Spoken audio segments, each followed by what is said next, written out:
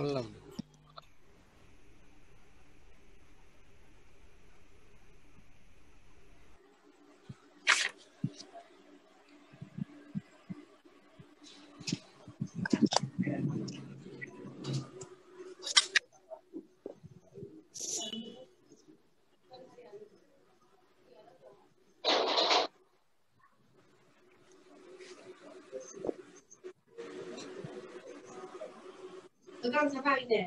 না প্রবলেম হয়ে গেল।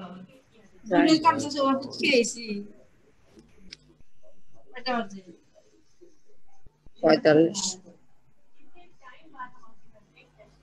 কোথায় প্রবলেম হয়ে গেল মামা?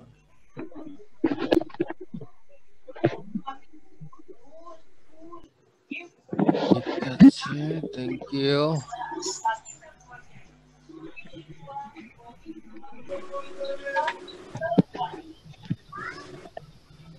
দেখতে পাচ্ছ তোমরা? দেখা যাচ্ছে? জি স্যার। জি স্যার। তাহলে তোমাদের ওয়েলকাম জানাইলাম প্রথম ক্লাসে। আজকে আমরা সবাইকে শুভেচ্ছা স্বাগত জানাচ্ছি। আশা করি তোমরা সবাই ভালো করেছো, পরীক্ষায় ভালো করবে। তোমরা কথা বলো না, রেজাল্ট তো ভালো হবে। আমরা আগে বলে নিই, তোমরা যারা এসেছো ওই সময়ের ভিতর সবাইকে শুভেচ্ছা স্বাগত। পরিবারের সবাইকে নিয়ে ভালো থাকো এই কামনা রেখে আজকে আমরা ছোট্ট একটু অবতারণা করব। আমরা আগে বলে নিই যে এখন আজকে যে আলোচনা আমরা করব এই সাবজেক্টটি বলা যেতে পারে যে সবচেয়ে বড় একটি সাবজেক্ট, অর্থাৎ প্রায় 17টি চ্যাপ্টার আছে। 17টি চ্যাপ্টার নিয়ে আমি আগে আশ্বস্ত করছি, ভয় পেও না। 17টি চ্যাপ্টার নিয়ে আমি হয়তো আমরা আলোচনা করব না, আমি চেষ্টা করব 15টিতে নামিয়ে আনতে। আমি পরে তোমাদেরকে রুটিন দিব, আমি একটু কারেকশন করতেছি আমার মতো করে, কারণ কিছু ডুপ্লিকেশন আছে, এই ডুপ্লিকেশনগুলো আমি অ্যাভয়েড করব। করে তোমাদেরকে আমি 15টা চ্যাপ্টারে নিয়ে আলোচনা করব। এটা অনেক সময় কোনো ক্লাসেই কোনো চ্যাপ্টার এই 3টি ক্লাসের কমে শেষ করা যাবে না। কোনোটা হয়তো 5টি ক্লাসও লাগতে পারে, এরকম বড় বড় চ্যাপ্টার। এই জন্য আমরা চেষ্টা করব 15টি যাতে চ্যাপ্টারে আমরা থাকতে পারি। 40-45টা ক্লাস হয়তো হবে। তো আগে আশ্বস্ত করছি, আমি সংক্ষিপ্ত সাহায্যে যেটুকু না হয়। আর জানো যে কিছু সীমাবদ্ধতা আমাদের সবারই আছে, এটাই মাথায় রেখেই ক্লাস করব, চিন্তা করো না। সবার সহযোগিতা চাই, একটু ধৈর্য ধরতে হবে। আগে বলি এটি একটু লিটারেচার টাইপ, তো তবে আমি খুব মানে বেশির মাঝে কম কথা বলবো, চিন্তা করো না। থ্যাংক ইউ সবাই রে। এখন আসো, প্রথমে আমরা এই সাবজেক্ট নিউরোলজি, তোমরা জানো নিয়ে আলোচনা দিকও হবে, ফিজিক্যাল, কেমিক্যাল, বায়োলজিক্যাল অনেক আলোচনাই হবে। তো আমরা আগে আলোচনা করি একটু যে কোর্স অবজেক্টিভটা কি, কেন আমরা এই কোর্সটাকে নিয়ে আলোচনা করব। Two develop understanding of the students of the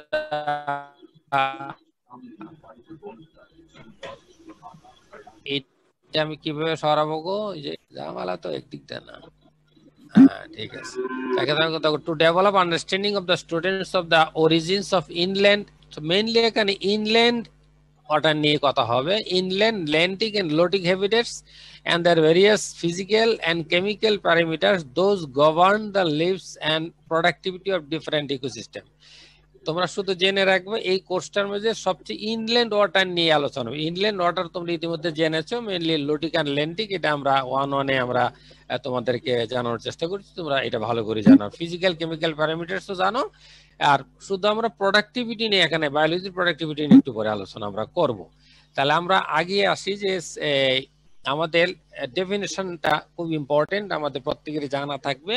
এনে কয়েকজন বিজ্ঞানীর ইম্পর্টেন্ট মতামতের ভিত্তিতে আমরা এখানে কথা বলবো।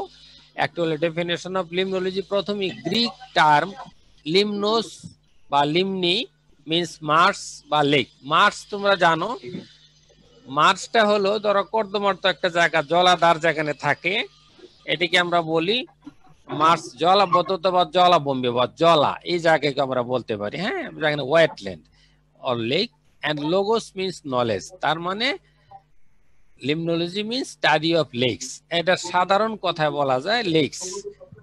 But it actually deals with inland waters. একটু আগে আমি বলেছি যে স্টাডি অফ লেকস বললেও তা বলবে না, এটা only study of inland waters, এটা আমরা মিন করতে হবে।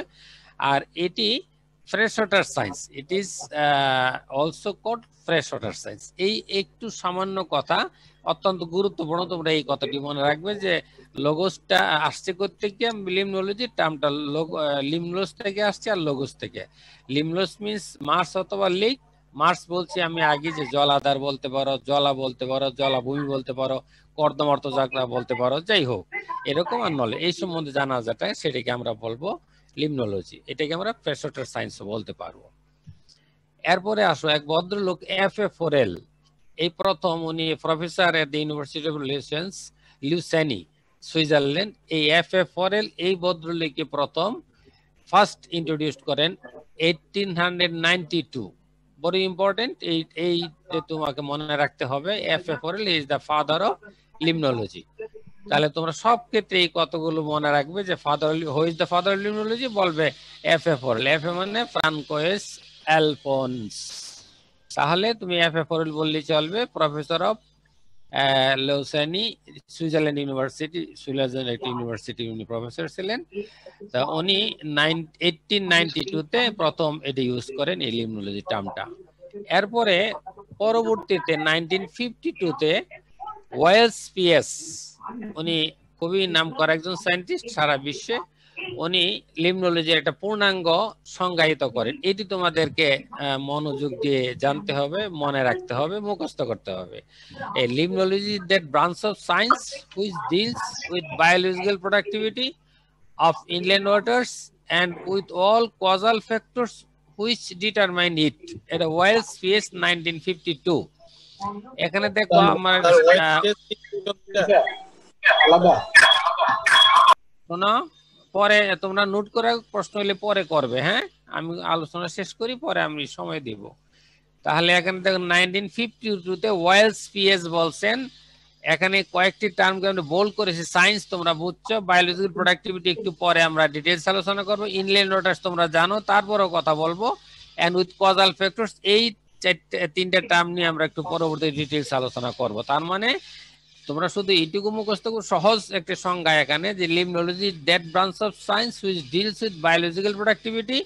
বায়োলজিক্যাল প্রোডাক্টিভিটি একটু পরে বলবো যে it is a production of both plant and animals of inland water, একটু পরে বলছি আমরা আরো ডিটেইলস। তাহলে biological productivity of inland waters and with all causal factors which determined it, অর্থাৎ এটা এই সংজ্ঞায়িতটা বলছেন ওয়েলস পিএস 1952 তে। এখন আসলে লিমনোলজি কি সাইড কভার করে? এটা হলো biological, chemical, physical, geological and other attributes of all natural waters, inland water. Inland ওয়াটার্সের যে সাইটগুলো আছে এগুলো সবগুলো তুমি ধরো ভৌত, রাসায়নিক, বায়বীয়, সব ভূতাত্ত্বিক সবটাই এই লিমনোলজি আলোচনা করবে।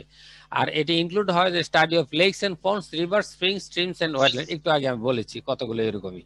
আরেকটি মোর ইম্পর্টেন্ট এখানে বিষয় আছে, তোমরা জানো রিসেন্টলি একটা সাব ডিসিপ্লিন হয় লিমনোলজি, এটাকে বলি আমরা ল্যান্ডস্কেপ লিমনোলজি। ল্যান্ডস্কেপ তোমরা আশা করি এই টার্মটা জানো। ল্যান্ডস্কেপটা হলো একটা ভূদৃশ্য, কোনো একটা দেশের যখন অভ্যন্তরীণ ভূভাগের দৃশ্য বা ছবি তো দেখা হয়, এটাকে আমরা ল্যান্ডস্কেপ বলি। তোমরা এটা জানোই, এর সাথে সম্পর্কযুক্ত জলার সাথে মানে ভূমির সাথে সম্পর্ক। তো এই ল্যান্ডস্কেপ লিমনোলজি খুবই ইম্পর্টেন্ট এবং এটি স্টাডি আছে, ম্যানেজেস আছে and conserve this aquatic ecosystem using a landscape perspective. এই ল্যান্ডস্কেপের মাধ্যমে আমরা অ্যাকোয়াটিক ইকোসিস্টেমটাকে কনজার্ভে বিভিন্ন প্রকল্প এবং পরিকল্পনা বাস্তবায়নের সহযোগিতা করে থাকে ল্যান্ডস্কেপ লিমনোলজি। তাই এটাকে বলা হচ্ছে recent sub discipline of limnology termed as landscape limnology. আরেকটি হলো যে লিমনোলজি অথবা limnological study of inland waters is ecological in nature. এটা জানো যে পরিবেশিক আলোচনা করা হয় সব লিমনোলজির ক্ষেত্রে। এখন আসো পার্টস অফ লিমনোলজি। এক কথা যদি আমরা বলি যে লিমনোলজিকে তিনটা বৃহৎ ভাগে ভাগ করা হয়েছে। একটা হলো ফিজিক্যাল লিমনোলজি, একটা কেমিক্যাল লিমনোলজি এবং একটা বায়োলজিক্যাল লিমনোলজি।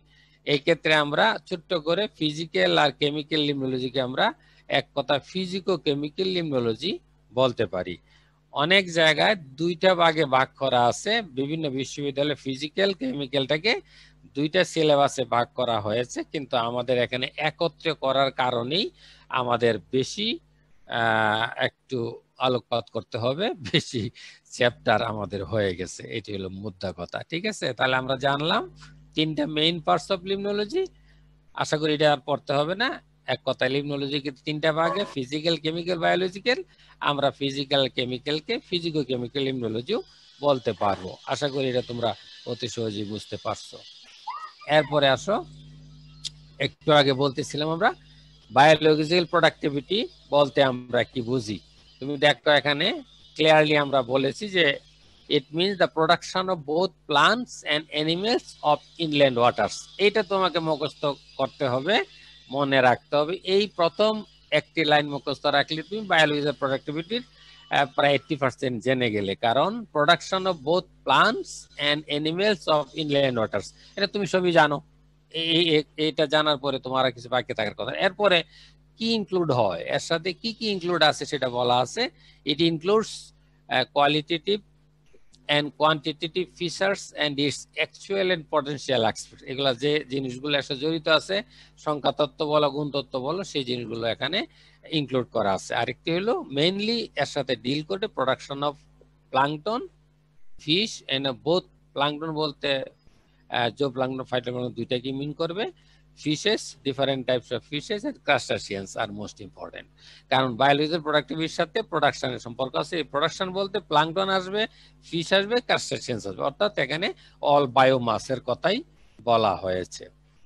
এখন আমরা যে বিষয়টি বলবো এটা তোমাদের ইতিমধ্যেই জানা আছে, তো আমরা পুনরাবৃত্তি করছি, কারণ লিম্নোলজির প্রথম ভাগে এই প্রাথমিক কথাগুলো নিয়ে কথা বলা দরকার। যেমন ধরো প্লাঙ্কটন, এটা তোমরা ইতিমধ্যে জেনেছো, তবু আমরা আবার রিমাইন্ডার দিচ্ছি যে aquatic microscopic or macroscopic different organisms drifting or having weak swimming power but not against the water currents are call plankton. যে তোমরা জানো যে এটা আসলে একটু দুর্বল প্রকৃতি থাকে, স্রোতের অনুকূলে যায়, প্রতিকূলে যেতে পারে না। এই প্লাঙ্কটন গুলো নিয়ে আমরা আগে আলোচনা করেছি।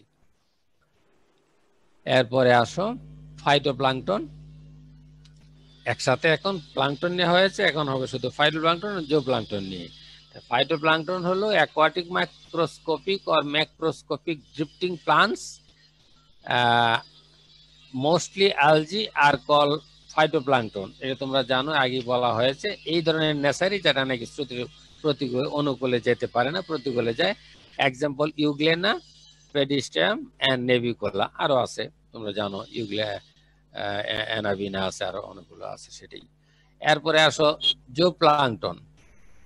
তো aquatic microscopic or macroscopic different animals, mostly invertebrates and the eggs, larval or immature stages of aquatic vertebrates, drifting or having weak swimming power but not against the water currents, আগে যা বলা হয়েছে, they are called জুওপ্লাঙ্কটন। এক্সাম্পল এনে কয়েকটা দেওয়া আছে, তোমরা আরো জানো, ব্রিকিওনাস, ময়না, বসমিনা, ক্যারাটিলা এটসেট্রা।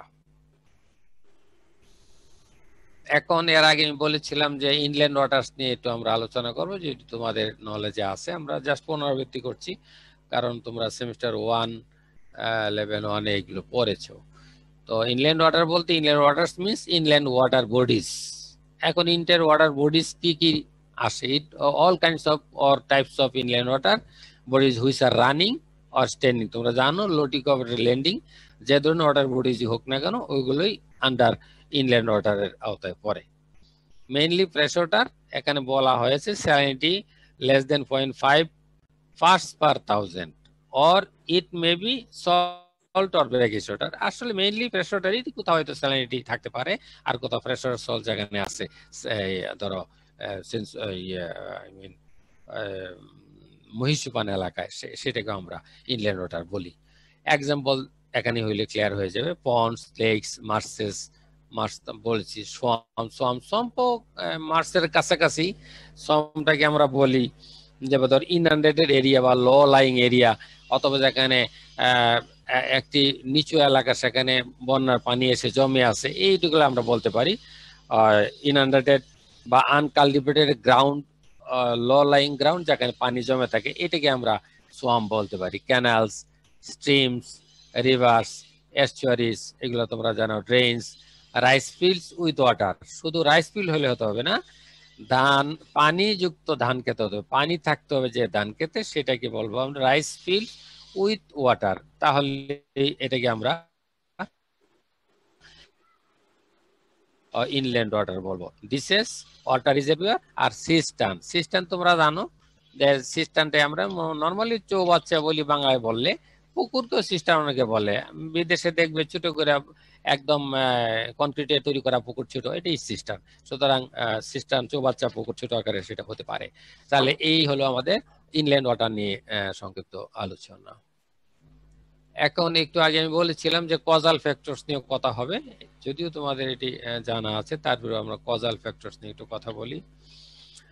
যেমন এটি আসছে থেকে, এই যে আমাদের বায়োলজিক্যাল প্রোডাক্টিভিটির সংজ্ঞা থেকে কজাল ফ্যাক্টরস ছিল। সেই causal factors which mean those factors or influences or conditions which determine the biological productivity of inland waters. এখানে ফ্যাক্টর আছে, কন্ডিশন আছে, ইনফ্লুয়েন্স আছে, প্যারামিটার আছে। এটা ডিফারেন্ট ফ্যাক্টরস ডিটারমাইন করে quality and quantity of biological productivity, যেগুলো নিয়ে আমরা এখন আরেকটু কথা বলবো। তাহলে আশা করি তোমাদের কাছে ক্লিয়ার হয়ে যাবে কি কি কি ফ্যাক্টরস গুলো আছে যেগুলো কজাল ফ্যাক্টর হিসেবে কাজ করে বা ইনফ্লুয়েন্স করে। সেটা হলো কজাল ফ্যাক্টরস আর মেইনলি অফ 5 কাইন্ডস।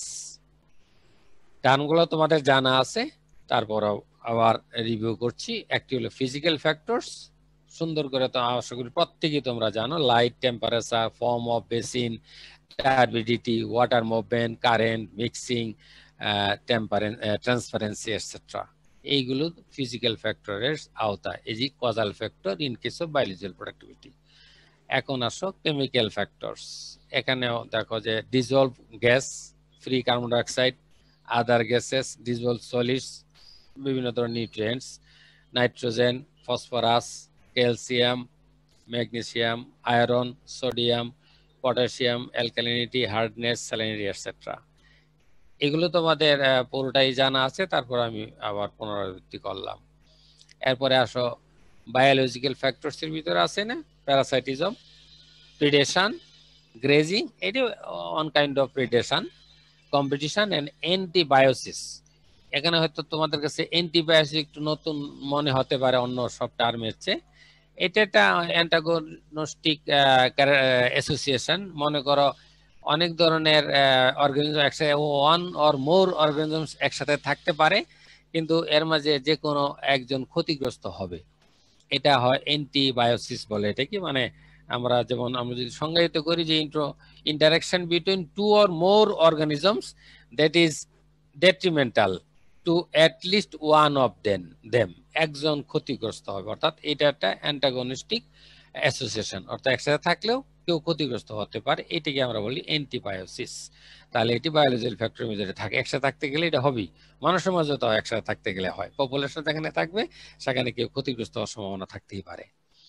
এরপরে আসো meteorological factors, rainfall, snowfall, sunshine period, air temperature, lightning and thunder storm, season etcetera. এগুলো তোমরা এর আগে জেনেছো। আর হলো জিওলজিক্যাল ফ্যাক্টরের মধ্যে জিওলজিক্যাল পজিশন, কোন অবস্থায় আছে আমরা যেখানে স্টাডি করব। বায়োলজিক্যালি যদি আমরা